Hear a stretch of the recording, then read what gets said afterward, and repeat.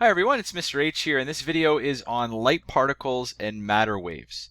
The question is light a particle or a wave, and how can we do some mathematics and actually determine some things about those things? It has to do with the Compton effect and the de Broglie wavelength that we're going to look into. If you remember from Millikan's oil drop experiment, that what he did is he verified that Einstein was right. He found that energy was quantized, and he found the charge on an electron in that experiment. If light was a particle but had no mass, Arthur Compton came along and he wondered if the conservation of momentum would apply to photons which had no mass.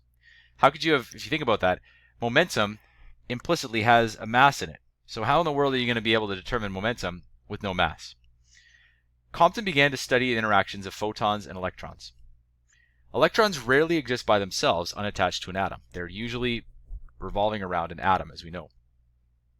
If the photon's energy was much greater than a metal's work function, remember the work function is the energy needed to free an electron from the atom, then almost all of the photon's energy would translate into the electron's speed. So what Compton was able to do is just simplify the picture and ignore the work function. So there you have it, and we've often put this with a little W naught down here as the work function. So the energy of the photon is much, much greater than that work function. Then the energy of the photon is approximately equal to the energy of an electron, the kinetic energy of it. But where do we get these high energy photons? Well, X-ray photons have a high frequency and therefore have a high energy. So here's what Compton was able to investigate and discover. Colliding high energy X-ray photons with free electrons, Compton found the X-ray photon gives some kinetic energy to the electron and a lower energy photon scatters off. So photon comes in the form of an X-ray, and then a less energy, so something with a lower frequency, is re-emitted as a different photon, and then you have this kinetic energy of the electron. The electron also is scattering off. So mathematically, here's the equation that he has, where HF, H is the, as I already mentioned, HF is the energy of the incident photon. This is the energy of the incident photon.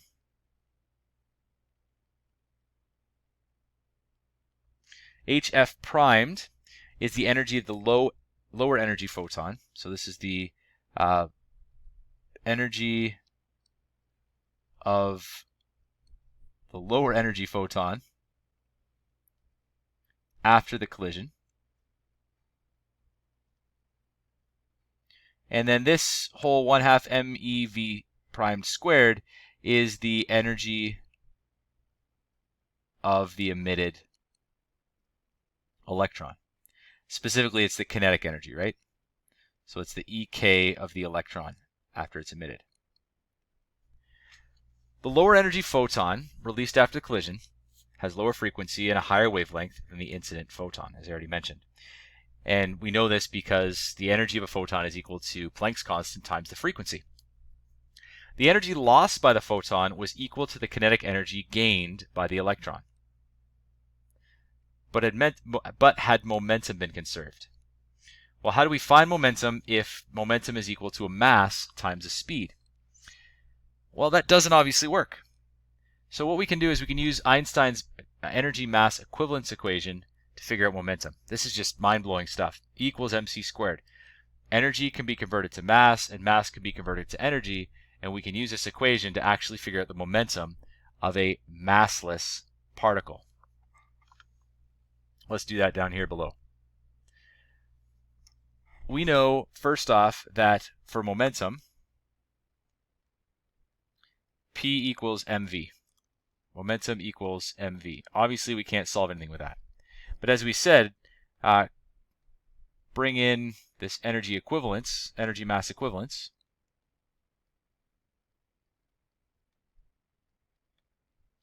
And you get E equals mc squared.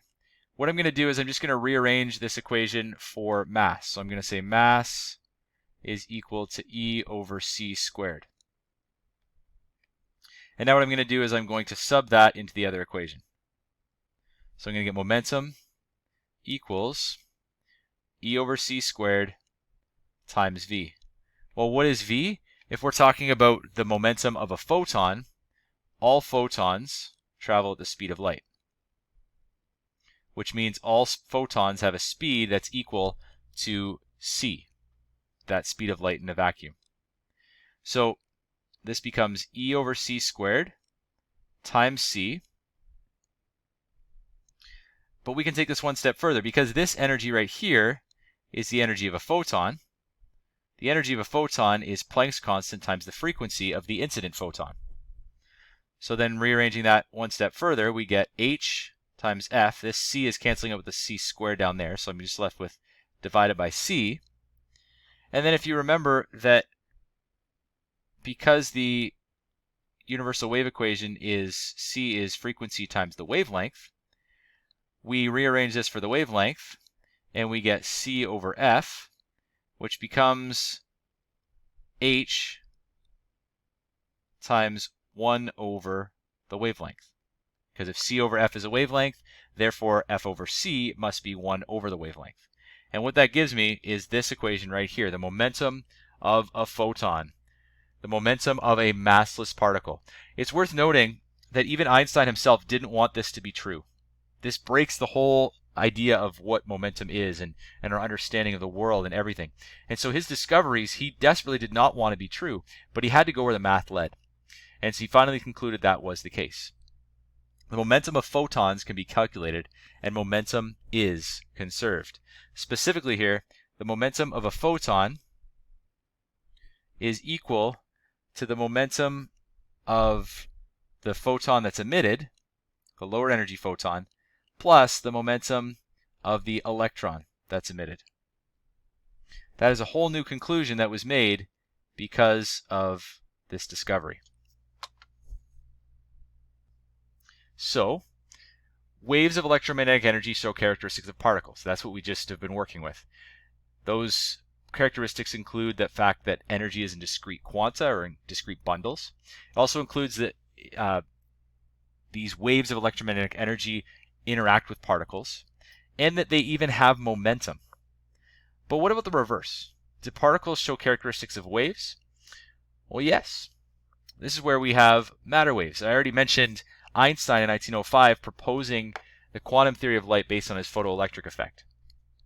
But just for the same reasons Einstein took a long time to accept that, it wasn't until the 1920s that most physicists were willing to accept that. It was literally mind-blowing. It was world-shaking. It was completely new, completely out of sorts to think this way.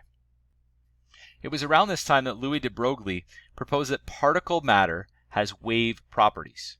For example, an electron traveling through space would have wave properties. Well, how would we know that? We would know that by doing something like the double slit experiment. Up to that point, the double slit experiment had only been done with light, not with particles. So mathematically, Louis de Broglie rearranged Compton's equation and substituted P equals mv since particle matter has mass. We can go back and use mass again.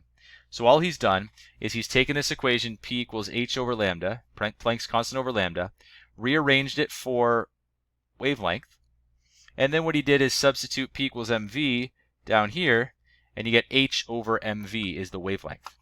And this is known as the de Broglie wavelength of matter waves. Hold up a second. You just said matter waves. Yes, I said matter waves. We now know electrons behave like they move as waves through space. And we've even got bigger things than that. First, note this. When lambda is the wavelength of the particle, so that electron actually has a wavelength. H is Planck's constant, m is the particle's mass, and v is the particle's speed. Note here that speed is not going to be the speed of light because we're talking about an actual physical piece of matter like an electron. So what happened is the double slit experiment was carried out with electrons, and we've seen the results of this.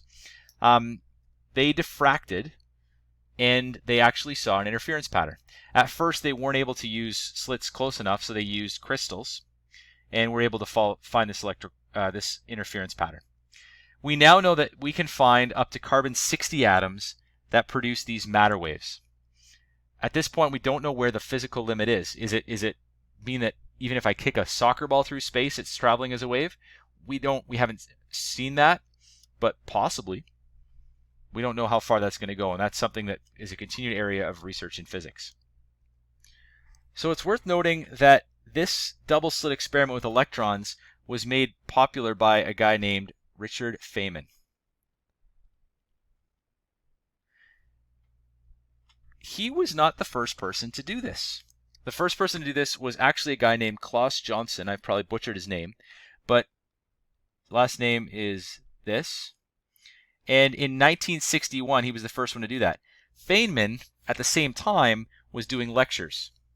And what we know now is he was lecturing on the same topic, though he had never experienced that or seen that in the lab himself. Because he was the first person to talk about it broadly, and Johnson didn't publish it in any big international journals, Feynman is actually credited for discovering this, even though Johnson had done the first experiment with it. Johnson had put it in both a German science journal that was not well known, and he also put it in another journal that wasn't well respected among scientists.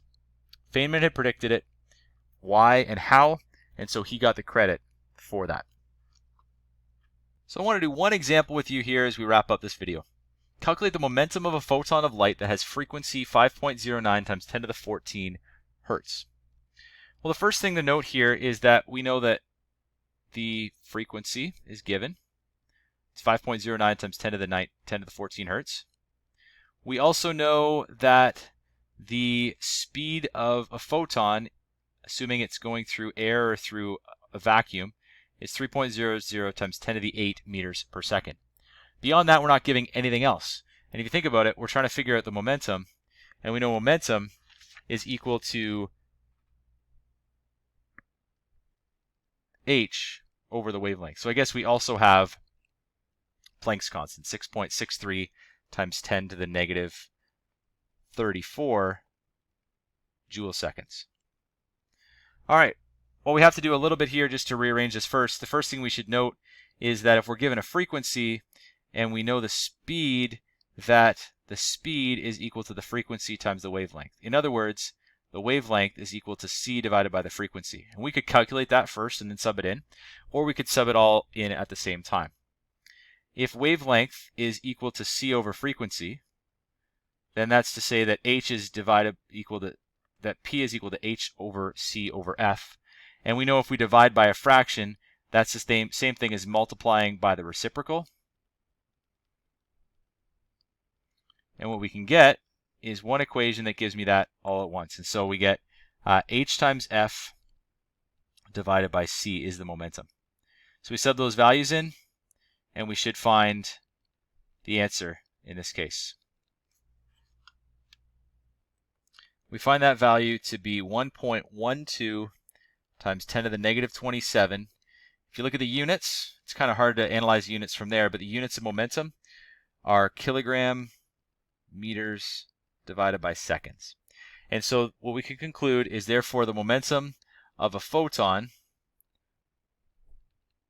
of this particular photon, with this frequency is 1.12 times 10 to the negative 27 kilogram meters per second. A photon has momentum. What a new concept. A massless particle has momentum. Changes the world.